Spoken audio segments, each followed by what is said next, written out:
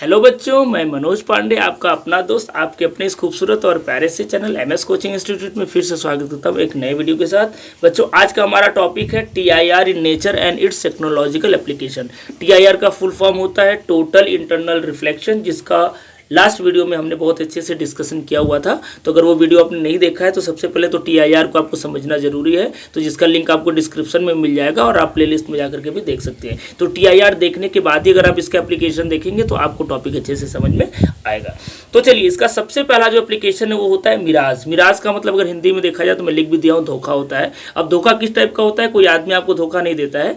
जैसे for example, अगर आप रेगिस्तान में या डेजर्ट एरिया में गर्मी को दिनों में जाते हो, या आप ऐसे नॉर्मल देखते हो कि हैपनिंग होती है जब आप रोड पर भी जाते हो, अगर किनारे किनारे पेड़ हैं और मई जून का महीना है, तो आपको देखोगे कि ऐसा लगता है कि रोड के ऊपर पानी है और उस पानी में क्या हो रहा है, वो जो पेड़ आपका खड़ा है उसका परछाई दिखता है। तो आपको ऐसा लगता है कि अरे आगे रोड के आगे पानी है, जबकि ऐसा होता नहीं। ये क्या है? एक धोखा है। और ये कैसे होता है, कैसे आपको पता चलता है, या ये हैपनिंग कैसे होती है, ये इसके लिए जो रिस्पॉन्सिबल है वो टीआईआर है, टोटल इंटरनल रिफ्लेक्शन की वजह से ये होता है। तो उसके लिए देखिए, हम आपको समझाते हैं कि कैसे होता है। इसके लिए ये डायग्राम देखिए, मैं ऑलरेडी बना के रखा हूँ। अब देखिए क्या होता है कि गर्मी के दिनों में जब सन से रेज आती है तो जो अर्थ होता है वो बहुत ज़्यादा हीट हो जाता है। ठीक है, जब अर्थ हीट हो जाता है तो अर्थ के आसपास का जो एयर है वो भी हीट हो जाता है, और आपको पता है कि जब एयर हीट होता है तो वो ऊपर की तरफ जाता है। तो इस तरीके से आप देखेंगे तो अर्थ के सरफेस के पास का जो एयर है वो हीट हो गया, यानी उसकी डेंसिटी कम हो गई, हल्का हो गया। ठीक है यार, उसको बोल सकते हो रेयरर डेंस हो गया। और जैसे जैसे आप ऊपर की तरफ जाओगे, मतलब करीब 10-5 मीटर ऊपर आप जाओगे, तो देखोगे कि धीरे धीरे इसकी डेंसिटी बढ़ती है, यानी एक तरीके से ऊपर जो होता है वो डेंसर मीडियम हो जाता है। समझ रहे हैं? अब नीचे रेयरर क्यों हुआ? क्योंकि अर्थ क्या है, सन के रेज से गर्म है और इसके आसपास की जो हवा है या एयर है वो भी गर्म हो गई। तो इस तरीके से अर्थ के पास का जो मीडियम हो गया वो क्या हो गया? रेयरर हो गया। और जैसे जैसे ऊपर जाएंगे तो वो थोड़ी हवा ठंडी होती है, क्योंकि जब हवा गर्म होती है ऊपर जाती है तो ठंडी हो जाती है। तो ऊपर की हवा क्या होती है? गर्म होती है। अब जैसे ही सन की रेज आती है तो यहाँ पर देखो टीआईआर हो सकता है, क्योंकि अब ऊपर डेंसर मीडियम हो गया और नीचे कैसा मीडियम हो गया? रेयरर। तो ये जो पोर्शन है ये डेंसर मीडियम का हो गया, और ये देखिए अर्थ सरफेस, अर्थ के पास वाला जो हो गया ये रेयरर मीडियम हो गया।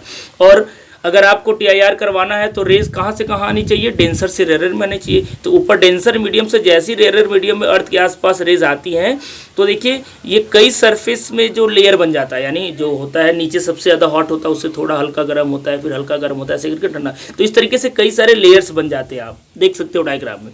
तो जैसे इंसिडेंट रेज, सन की रेज यहाँ पर आई, पहले लेयर से अगर टकराएगी तो यहाँ डेंसर से रेयरर में जा रहा है, तो क्या होगा? यहाँ पर रिफ्रैक्शन होगा, क्योंकि ये एंगल भी ग्रेटर देन क्रिटिकल एंगल नहीं है। क्रिटिकल एंगल क्या होता है ये सब आपको जानना जरूरी है। अगर आप नहीं जानते हैं तो पिछले वीडियो में जाकर के जरूर देखिए। अब जैसे ही आप यहाँ पर होगा, अब रे यहाँ पर थोड़ा सा रिफ्रैक्टेड होगी, अब फिर जैसे नेक्स्ट सरफेस से टकराएगी, अब यहाँ पर एंगल धीरे धीरे इंसिडेंट एंगल बढ़ता जा रहा है। बढ़ते बढ़ते बढ़ते बढ़ते जब इंसिडेंट एंगल क्या होता है, क्रिटिकल एंगल से ग्रेटर हो जाता है, तो वहाँ पर टीआईआर होता है, आपको पता है। तो ऐसे करके कई सरफेस से टकराती हुई जब रेज यहाँ पर पहुँचती है तो इस पोर्शन में क्या होता है कि जो इंसिडेंट एंगल होता है क्रिटिकल एंगल से ग्रेटर हो जाता है। तो उस समय क्या होता है कि जितनी जो लाइट्स हैं जो सन से आ रही हैं, अर्थ से टकरा करके जो यहाँ पर पर्सन खड़ा होता है, टोटल उसकी आइज पर पड़ती हैं। तो जब इस कंडीशन में क्या होता है, यहाँ पर कंप्लीट टीआईआर होता है। तो ऐसे में क्या होता है कि जब ये रोशनी यहाँ पर पड़ती है तो यहाँ पर टीआईआर वाला हैपनिंग होता है। मतलब ये जो पेड़ है, ये जो पेड़ आपको दिख रहा है, देखिए इसका जो इमेज है वो देखिए नीचे यहाँ पर ये रोड के ऊपर समझ लीजिए दिख रहा है, या रेगिस्तान में आप समझ लीजिए कि आपको ऐसा लगता है ना कि जाते हो कहीं पेड़ होता है तो लगता है कि उसके पास में पानी है, और आप वहाँ पर जाते हो पानी पीने के लिए तो पता चलता है वहाँ पर पानी नहीं है। एक्चुअल में तो ये आपके साथ धोखा हुआ है, और ये धोखा किसकी वजह से हुआ? टीआईआर की वजह से हुआ है।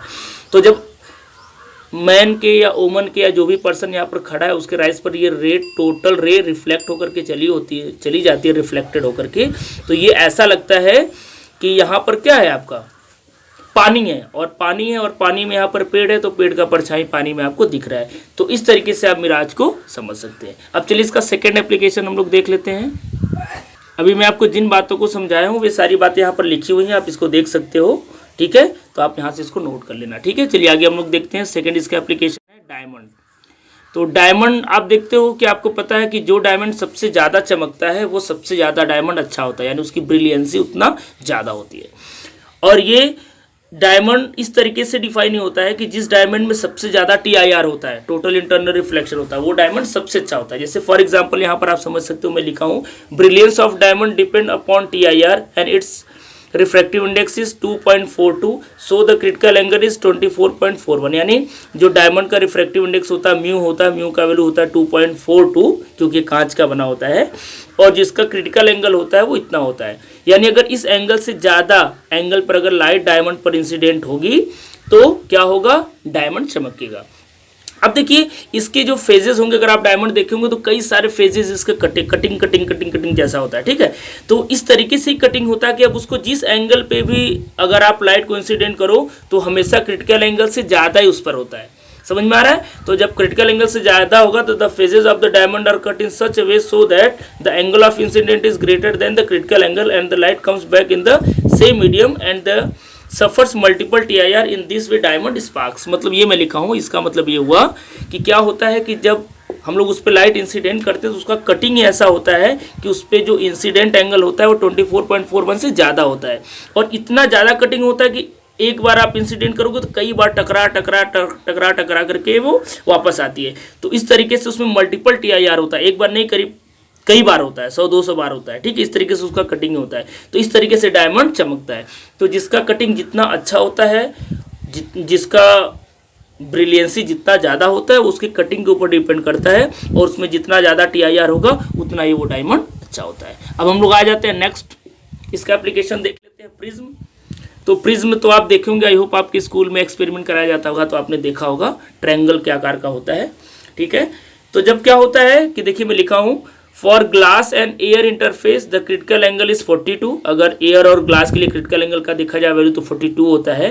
And the phases of the prism are cut in such a way that when the light strike the super surface of prism its make an angle of 45 degree. यानी प्रिज्म की कटिंग इस तरीके की होती है कि अगर आप उस पर किसी भी एंगल से लाइट इंसिडेंट करो तो उसका जो एंगल होता है इंसिडेंट वो 42 से ज़्यादा होता है, करीब वो 45 डिग्री के आसपास होता है। तो आपको पता चल गया कि क्रिटिकल एंगल से ग्रेटर एंगल पे इंसिडेंट करोगे तभी तो TIR होगा। तो यहाँ पर 45 डिग्री पे इंसिडेंट होता है, तो रिफ्लेक्शन भी क्या होता है, 45 डिग्री पर होता है। When it is greater than the critical angle and the therefore light suffers TIR and come back out from the prism and different images are form. तो आप प्रिज्म में अगर आप अपना फेस देखोगे तो लगेगा कि आपका कई बार फेस उसमें शो हो रहा है। तो देखिए यहाँ पर डायग्राम के थ्रू भी हम लोग समझे हैं कि अगर यहाँ पर कोई एक ऑब्जेक्ट है, यहाँ से अगर लाइट यहाँ पर इंसिडेंट कर रही है तो देखिए इंसिडेंट एंगल 45 हुआ, रिफ्लेक्टेड एंगल भी क्या हुआ, 45 हुआ। यहाँ पर भी 45, यहाँ पर भी 45 है, तो 45 डिग्री पे ये इंसिडेंट होता है, 45 डिग्री पे वापस आ जाता है। तो इस तरीके से मल्टीपल इमेजेस आपको यहाँ पर दिखते हैं। अगर आप प्रिज्म में अपना चेहरा देखोगे तो लगेगा कि कई सारा चेहरा आपको दिख रहा है। अगर आप दूसरे तरीके से इंसिडेंट करो, मतलब यहाँ पर लाइट हमने यहाँ से इंसिडेंट किया, अब अगर इस यहाँ से अगर इंसिडेंट किया जाए तो ऐसे अगर इंसिडेंट करते हैं तो यहाँ पर देखिए मल्टीपल TIR हुआ, एक बार यहाँ पर हुआ, फिर यहाँ पर टकराया, फिर यहाँ पर निकल गया। और इसका कटिंग ही बच्चों ऐसा होता है कि जो एंगल ऑफ इंसिडेंट होता है और एंगल ऑफ रिफ्लेक्शन होता है वो 45 डिग्री पर होता है, जो कि क्रिटिकल एंगल से ज़्यादा है। इस तरीके से प्रिज्म में TIR आपका होता है। अब चलिए नेक्स्ट हम लोग इसका एप्लीकेशन देख लेते हैं। तो बच्चा पार्ट इसका जो नेक्स्ट और लास्ट जो एप्लीकेशन है वो है ऑप्टिकल फाइबर। ऑप्टिकल फाइबर एक तरीके का समझ लीजिए कि वायर टाइप का ट्यूब होता है जिसमें सिग्नल्स को भेजा जाता है। वो इंटरनेट सिग्नल्स भी हो सकते हैं और भी बहुत सारे सिग्नल्स हो सकते हैं, ठीक है, जो स्पीड ऑफ लाइट से मतलब 3 × 10⁸ मीटर पर सेकेंड के हिसाब से मतलब जो ट्रेवल करते हैं, यानी बहुत फास्ट ट्रेवल करते हैं। तो ऑप्टिकल फाइबर होता क्या है? It is a device like a thin tube of transparent medium which is used to transmit the light from one end to other end. It is based on the principle of total internal reflection. यानी एक तरीके से ये transparent medium का एक पतला सा tube होता है, ठीक है, जिसमें हम लोग लाइट को एक जगह से दूसरी जगह क्या करते हैं, सेंड करते हैं विद द स्पीड ऑफ, मतलब लाइट सिग्नल को यहाँ पर करते हैं, लाइट सिग्नल को हम लोग भेजते हैं जो स्पीड ऑफ लाइट के थ्रू चलता है। यानी सोचो कि 3 लाख किलोमीटर पर सेकंड के हिसाब से अगर स्पीड से जाता है, तो ये इंटरनेट सिग्नल्स में मेन इसको यूज़ किया जाता है। अब यहाँ पर ये देखिए थिन ट्यूब होता कैसे, इसको हम लोग कैसे समझते हैं। तो यहाँ पर देखिए एक तरीके से इस वायर या ट्यूब का हमने एक छोटा सा पोर्शन लिया हुआ है। अब आपको पता है कि TIR होने के लिए क्या होना चाहिए, डेंसर मीडियम होना चाहिए, रेयर मीडियम होना चाहिए। तो देखिए यहाँ पर जो होता है, यहाँ पर 2 मीडियम वायर को इस तरीके से बनाया जाता है कि जो बाहर का लेयर है वो आपका रेयर हो और जो अंदर वाला पोर्शन है ये डेंसर है। जो बाहर वाला पोर्शन होता है उसको हम लोग क्लैडिंग बोलते हैं, जो उसका रिफ्रैक्टिव इंडेक्स क्या होता है, बहुत कम होता है, इसलिए एज अ ये रेयर मीडियम की तरह काम करता है। जो अंदर वाला पोर्शन होता है उसको कोर बोलते हैं, जिसका रिफ्रैक्टिव इंडेक्स क्या होता है, हाई होता है, और इस तरीके से डेंसर मीडियम का काम करता है। क्योंकि अगर आपको TIR करवाना है तो डेंसर से रेयर मीडियम में लाइट स्ट्राइक करनी चाहिए। अब देखिए, जैसे ही हम लोग यहाँ पर लाइट को इंसिडेंट करते हैं, लाइट सिग्नल को इंसिडेंट करते हैं, तो ये रहा आपका अंदर का डेंसर मीडियम और बाहर का ये वाला कैसा पोर्शन हो गया, जो डबल लाइनिंग से ये रेयर हो गया। तो जब डेंसर से रेयर में यहाँ पर लाइट टकराती है, और अगर हम लोग ऐसे एंगल पे इसको इंसिडेंट करें कि जो एंगल ऑफ इंसिडेंट है वो क्रिटिकल एंगल से ग्रेटर हो, तो उस कंडीशन में क्या होगा, TIR होगा, टोटल इंटरनल रिफ्लेक्शन होगा।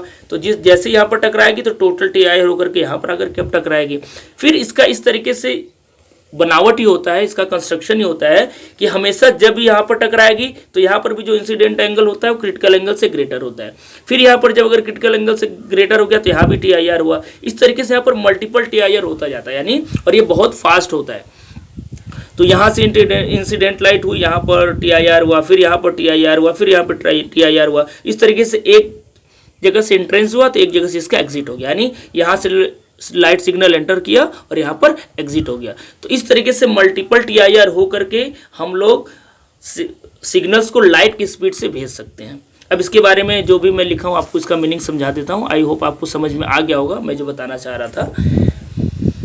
It consist of 2 layers, one is called inner layer जिसको हम लोग कोर बोलते हैं, ऑलरेडी मैं बता चुका हूँ। Other layer is called cladding. The core is high refractive index while the cladding is low refractive index, यानी जो अंदर का पोर्शन होता है वो डेंसर होता है तो उसका रिफ्रैक्टिव इंडेक्स ज़्यादा होता है। जो बाहर वाला पोर्शन है उसको क्लैडिंग बोलते हैं, जिसका रिफ्रैक्टिव इंडेक्स कम होता है, इसलिए वो रेयर मीडियम की तरह काम करता है।